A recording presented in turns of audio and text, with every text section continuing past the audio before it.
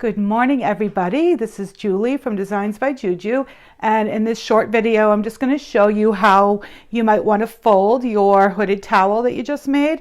And I've done this one, and well, I cannot find my ribbons since I've moved here. So normally you would tie this up with a ribbon when you're finished.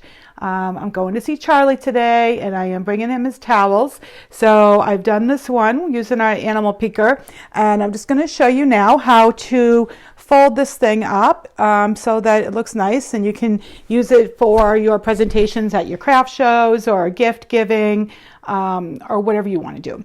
And this is take 3. So all we're going to want to do is lay your towel down on a flat surface or the floor or carpet, and just lay it all out flat with your hood away from you and get it all smoothed out. Fix your towel at the top so that it's nice and straight. And we're going to take your bottom and fold it up in thirds to meet the hood. 1 and 2. There we go. Smooth it all out. There you go. Now you're going to take each side and fold it in half until it meets the corner of the hood. There you go.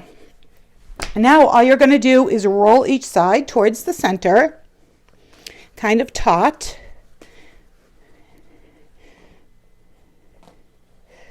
You got this, Dave?